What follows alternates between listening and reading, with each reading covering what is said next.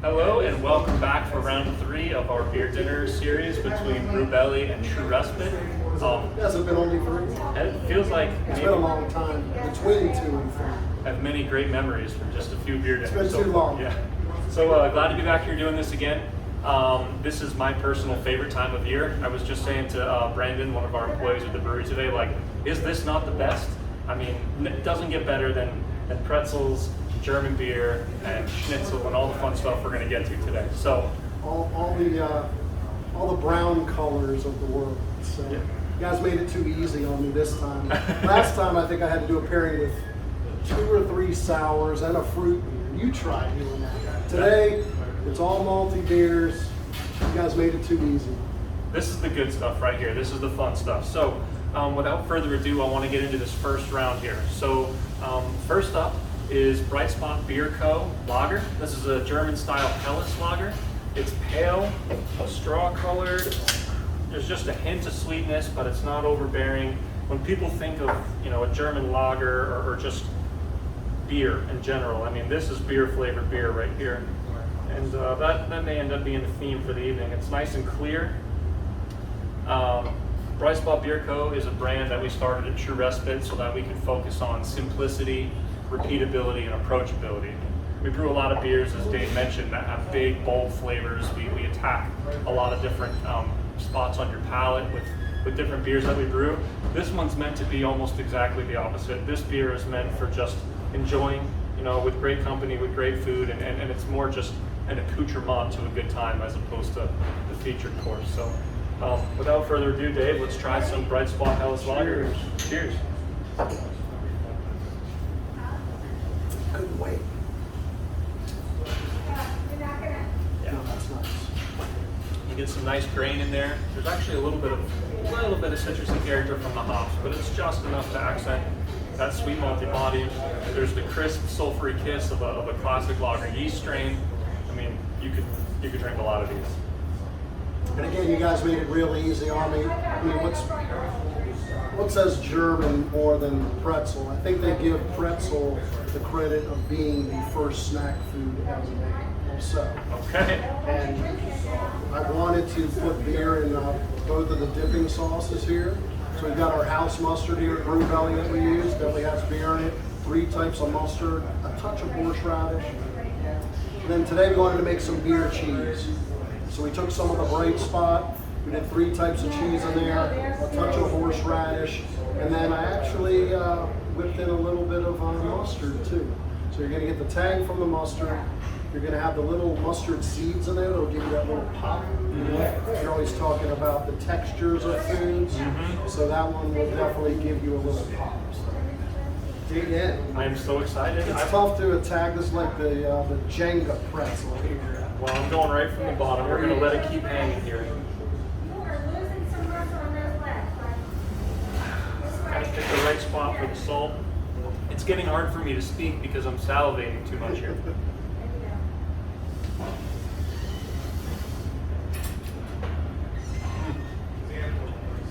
It's still warm.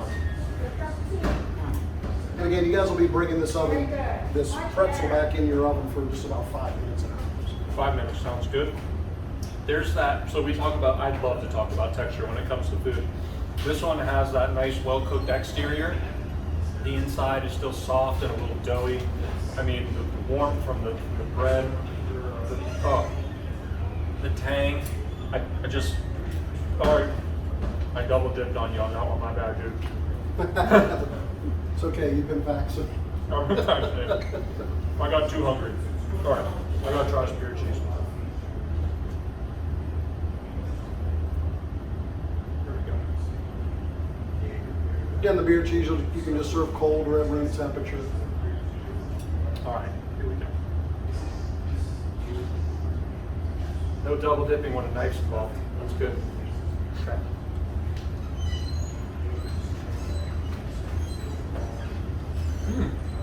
What kind of cheese did you say this is? Well, we've got cheddar, we've got some cream cheese, and we've got a little bit of smoked meat. Oh my gosh, yeah. I picked that up for sure. That's complex. For just a simple beer cheese, man, there's a lot of layers of flavor that come through from that right there. It's a simple pairing, but this is one of life's simple pleasures. I am so excited, yes. Thank you guys, we'll see you for round 2. Hey guys, welcome back. We're getting ready for our second course here to pair it with the whitetail Hefeweizen. We decided, again, just keep things very traditional with Oktoberfest. So again, we go from one super traditional dish with the Pretzel right into a Bratwurst. So Bratwurst, old world German sausage, the term Brat meaning finely chopped, that's kind of a loose term, and then Wurst is sausage. So we did this with a pickled red cabbage with some fall spices. I know when I drink a Hef, as they say, you're going to get those kind of nutmeg, kind of clove type flavors. So we definitely had some of those in there. And the addition of cardamom, allspice. So this is going to be a nice sweet and sour red cabbage with those nice warming fall spices in there. Vinegar, sugar, just good stuff. Sounds great. And Dave, you did a proper introduction for our whitetail Hef. So for those of you who don't know, this is one of our core beers at True Respite. We try to keep it on all year round. Sometimes we do a better job than others. It can sell unpredictably fast, which is a great problem to have. This is a German style wheat ale. So as Dave mentioned, flavor profiles in this one, definitely you get those phenols, which will come across as like clove or like a mulled spice, like he had mentioned. But the other thing this yeast strain gives is a banana character, which is a pretty neat component of Hefeweizen yeast. It's a really unique thing that a Hef will do as opposed to another beer style. So you know, we got a bunch of lagers to enjoy throughout the rest of this pairing here. But here's our nice fruity, spicy ale.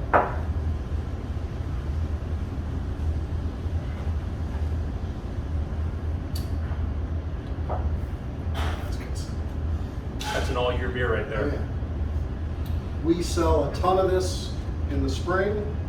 We actually keep a Hef line on these days. It used to be just a seasonal thing for us, but now here at Brew Belly, we always have at least one Hef on the line. It sells year-round, so people love it. Yeah, you know, you get your wheat beer crowd, people who really just seek that sort of, I mean, you can perceive wheatiness in the beer itself. People say, I love a wheat beer, like a Belgian Wit or a Hef, and there's something in the body, there's a grainy character, cereal grainy character that gives it that wheatiness as well. And yeah, man, it's good every day. It's worth it. All right, let's dig into the pairing. The clove is really strong in whitetail, so I'm very curious to see how the food pairs with that strong clove character of the Hef. Drizzle a little bit of that mustard on there. You'll probably have some left over from the Pretzel. So, you know, brats and mustard, you can't go wrong with that. I mentioned to Dave it's tough to plate a sausage in any kind of impressive way, and I feel like he accomplished an unaccomplishable feat over here. I didn't know if it was breaking the rules here with crossing the swords there or not. Definitely. What are you getting off that cabbage? You getting those spices? Yes, those fall spices, the mulled spices come through, but it's not overpowering. A lot of times these more robust spices can just take over, and it's almost like chewing on like big red gum. It's cloying. This is not. This is not. No, that's a delicate balance with the cabbage there. Again, you have the nice juicy, tender texture of the sausage, and you have the crunch of this cabbage, and the combination of these two textures together. Like Dave, the flavors are great, but you excel at texture, man. That is your specialty from my perspective at least. So Thank you. I went really hard at that pretzel in the last round, and I think I'm gonna go pretty hard at the sausage and the cabbage here too. So cheers everyone, hope you're enjoying the beer dinner so far, and thanks, we'll see you at round 3. Well, welcome back. We are at round 3 now. I am not full yet, despite how much I have thrown all this food into my gullet. I think I have an unlimited capacity for Dave's meals. And I wanted to mention before we keep rolling here that we are in an active restaurant, so hopefully, you know, the sounds you hear around you help you feel like you're right here at Brew Belly with us, enjoying this meal together. So without further ado, let me have Dave introduce dish number 3. Yeah, well, I wanted to pair with the Schwarzbier, a nice hearty dish. What's more hearty than a pork Schnitzel? And you can't have an Oktoberfest without some warm German potato salad.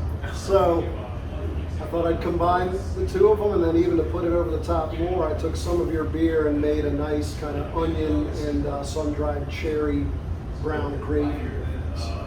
This one I've got multiple shades of brown on there. I put some lemon on the side. It's kind of traditionally can be served with lemon, but I don't really think it needs it. But just kind of get a little more color here. So yeah, we've got a pork cutlet that's been gone through the breading process. That's the flour, the egg wash, and then the panko breadcrumbs, flash fried, and then nested on the top of these nice red bliss potatoes with bacon, vinegar, onions, celery, garlic, just good stuff. So. I did not know that I was expecting bacon in this dish, Oh, yeah. as if this was already going to be good enough. That's right, it's got the bacon. Okay, all right. So we're pairing this dish today with Otter. This is our Schwarzbier and our Schwarzbier in our Animal Lager series. Schwarzbier is a dark, roasty lager. It's known for having those very, very roasty notes. You know, if you get a subtle hint of smoke on the nose, totally in line for the style. This is at the very, very, very deep, dark, roasty end of beer styles. And the body here is supposed to be still approachable. We don't want anything overly sweet. Like this isn't supposed to drink like a big stout or anything like that. It's still a lager, so it should be relatively crisp, medium thin, moderately dry, but just a lot of really great coffee, dark chocolate, a little bit of smoke, a lot of really nice roasty notes. You can see it's almost pitch black in color. It's got that tan head on it, nice fine bubbles. This is I think the term Schwarz means black, doesn't it? It does. It translates to a black lager. Schwarzbier, black beer. Yeah. Yeah. Cheers. Cheers.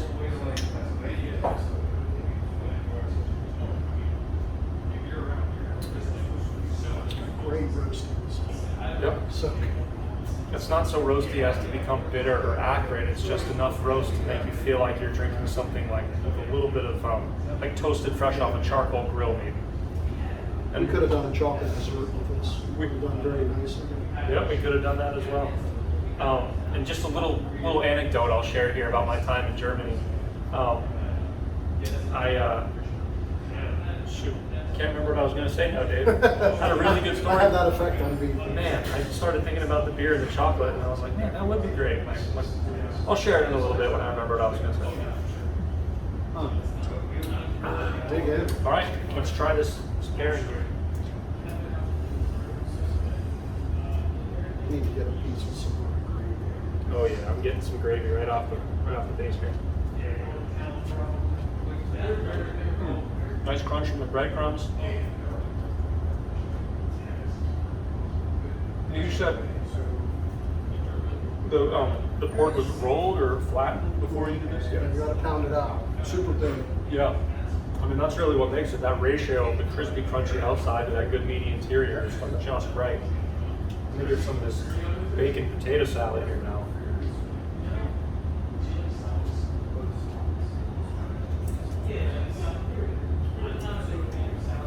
Mains are great, Dave, but the sides are. Yeah, kick it. That's where, yeah. I mean, that's where you're really showing off, I guess. That's right. I like it.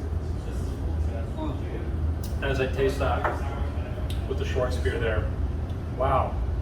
Oh, it's actually making me salivate, like it's firing up the salivary glands right at the front of my mouth.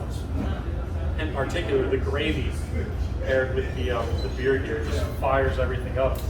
Each one of those individual flavors I was tasting from the food has been enhanced. It's almost like it made my mouth more sensitive. It's very cool the way that happened.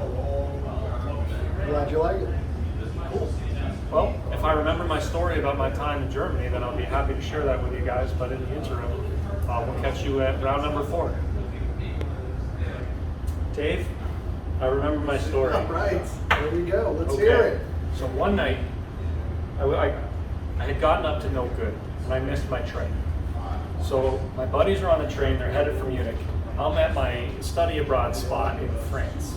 And I say to myself, well, the French train schedules can't be updated with all the German trains. And because the French train schedule says I can't get to Munich until 3 a.m. I don't want to get to Munich at 3 a.m. I think to myself, I'm smarter than the German trains. I could just take the train across the border at Strasbourg, and I'll find the German train schedule over there, and I'll find a faster way to Munich. Well, that's a great idea. Because I'm 20 and invincible. That's right. So, Smarter than everybody else. that's right. So I jump on the train, and I get to Strasbourg, and I cross the border, and I check out the train schedule, and it now says, uh-oh, you screwed up. You're going to get there even later. I said, well, I bet if I get a little bit closer to Munich, then I will find a faster train schedule. So I jump the next train heading roughly in that direction. And I follow in this pattern until roughly 3 a.m. when if I had just followed the original schedule, I would have arrived in Munich. Instead, the train stopped, and I was stuck in Ulm, which is a city I'd never heard of before. And they kicked us out of the trains because you're not allowed to sleep in the trains overnight. And I walk out into Ulm. It's 3 o'clock in the morning, as I mentioned. It's very dark. I'm dragging a rolly suitcase behind me. I have no hotel, nowhere to go. So the first thing I do is I search for the local kebab parlor.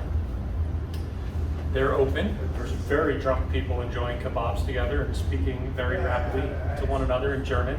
So I sit down and enjoy myself a kebab and start wondering when did the train start again, because I had forgotten to check the schedule, of course.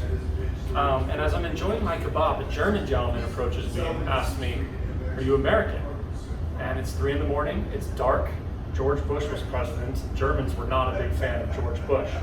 So I said to myself, probably should not be honest about this, and I said, "No, I'm Canadian." He goes, "I have always wanted to meet a Canadian." He grabs my suitcase, he starts walking away. I'm thinking my stuff's getting stolen at this point from some drunk dude at a kebab shop at 3 o'clock in the morning in Ulm. So I start walking after him, like, "Hey, that's my stuff, you can't take that." But he kind of speaks English mostly, but not entirely, and I don't know if he understands me. So he rounds a corner, he walks down these stairs in like a dark alleyway, and I'm like, this is going exactly where I don't want it to. But he's got all my stuff, my passport's in there, I've got to get this back. So I follow him down, and he walks into this dimly lit bar that is still open at whatever ungodly hour of the morning at this point. And he sits down, he walks up to the bartender, buys me a liter of beer, sets it down on the table, and starts asking me questions about Canada.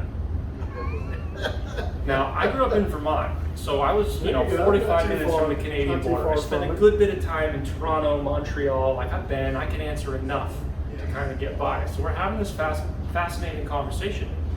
And he goes, "Prost," and he goes to cheers with me. And I said, "Prost," and I drink a beer, and he says, "What are you doing?" I said, "I'm drinking with a stranger at 3 a.m. in Ulm. What does it look like I'm doing?"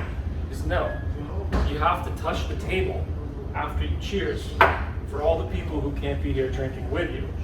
So, are they in heaven? Are they, on the next train in Munich already, sleeping peacefully in their hostel beds? Is that a German thing, or you were supposed to know that as a Canadian? I think that this is a German tradition, Gotcha. but either way, I picked it up at Ulm at some ungodly time in the morning. I ended up slugging pints with this guy on his tab. We talked a lot about Canada. I never had the heart to tell him that I was actually American, because we'd gotten too deep into the lie by the time I decided I liked him.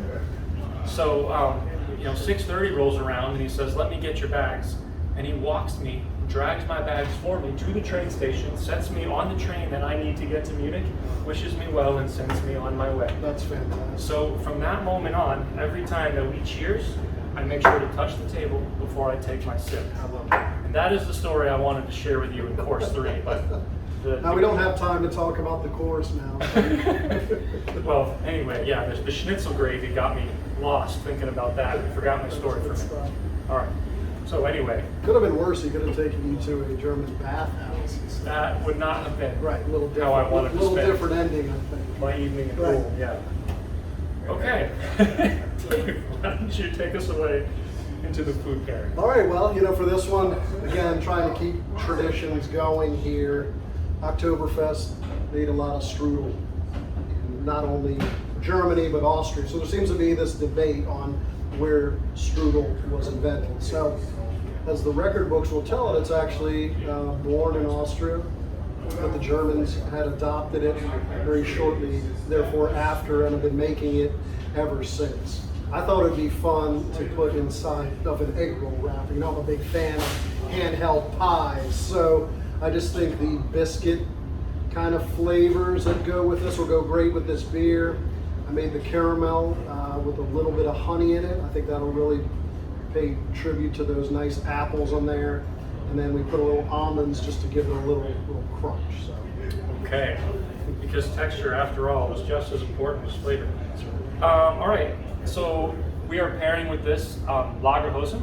It's a German-style Marzen, which traditionally was an Oktoberfest-style beer. More recently, Oktoberfest beers have moved towards something a little more pale and simple because you can drink an awful lot of them. But I prefer my Oktoberfest with a proper traditional Marzen. So, full disclosure, you'll get 2 pieces. I always cook an extra for our man, cameraman. Our man behind the camera, That's Steve. right. We didn't want to leave him out. All right. So, I always like to say, when you're drinking Lagerhosen, it should taste like you're drinking caramel biscuits. That's really what we're going for here. So, there's, Munich and Vienna malts in this beer. Gives it a little bit of its slightly darker color, but it's still a nice, clear, traditional German lager. You should get really good biscuity character, and that caramel sweetness should shine through without being cloying and overbearing. It's just more of a subtle accent. The beer finishes crisp again with that sulfury classic lager character. So, cheers. Don't forget to touch the table.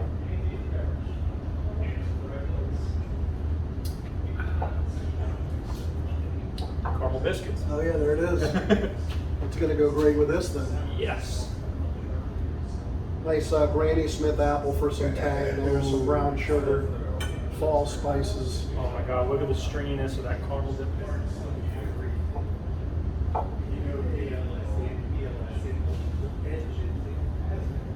How did I do? That is delicious. Oh my God. And the crunch of the almonds is just right. Oh. Did you put something, you put topping on the egg roll itself? Kind of like a churro. Little cinnamon sugar on the outside. It's a churro almond apple pie egg roll? Strudel. Strudel. Yes. Oh my God. This is why we do this. This is the best part of my job. This is So great. I think the pairing goes really well together. spectacular. Yeah, the caramel comes out nicely in the beer. The beer is forgiving and crisp and relatively dry, so you're not getting hit with so much sugar. It's magical. Okay. Dave, thank you again for another 4 exceptional pairings. I cannot wait to do this again already. I am not exaggerating when I say that this is sincerely the best part of my job. I look forward to this every time. The feeling's mutual. So thank you very much. Cheers again. Cheers, guys.